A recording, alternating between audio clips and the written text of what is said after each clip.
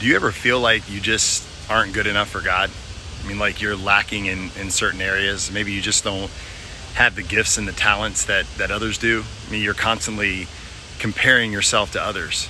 I mean, maybe you have been told your whole life that you just aren't talented enough.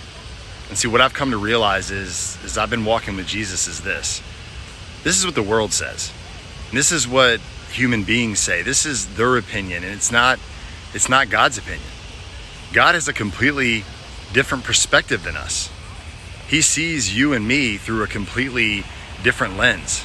I mean, did you know that God, the creator of the universe, created you with a kingdom purpose to be someone significant for him? And because we have been so programmed by this world and its ways that we now walk around on the daily and we discount who we are. We discount our ability. We discount our worth. Again, when the God of the universe has already made statement after statement after statement in the word, in his word, about who we are to him. We were created in his image. We are treasured. We are valued in a way that we can't even comprehend. And even though we read these promises and we know it up here, we don't really know it. See, something is missing. We know it here, but we don't know it in our hearts. And see, it is this thought process that prevents us from living out our God-given potential.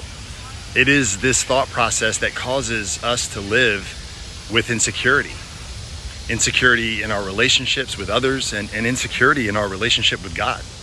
And this is not what he has for us. He's calling you and me to step out of the boat. He's calling us to have faith that though he calls us to risk, he will walk with us every step of the way. I mean, these mighty men of God were ordinary people just like you and me. I mean, the difference between them and us was God moved in miraculous ways. Why?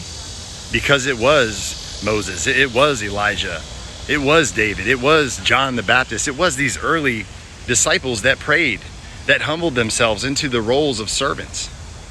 They obeyed everything God instructed them to, and then God worked through them to influence entire nations to return to God.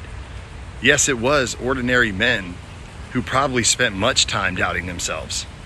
But when they were ready to humble themselves and surrender and obey and trust that the Lord was with them and would guide them, man, that is when the impossible began to happen.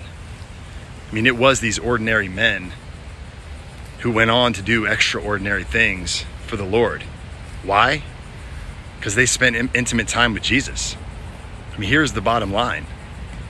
I mean, anyone who enters into an intimate relationship with God can see God do exceptional things through his or her life. I mean, the key is the indwelling presence of God doing unusual things through a willing servant.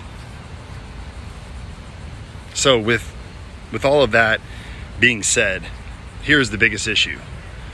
We all say we want to be significant. We all want to make an impact and we want to make our mark. The problem is we don't want to surrender. Surrendering means that it is no longer our lives, but Jesus's. And that means we give up complete control and we follow his will for our lives. He becomes master and we become slaves. We no longer have rights and we do what the master says. How hard is that?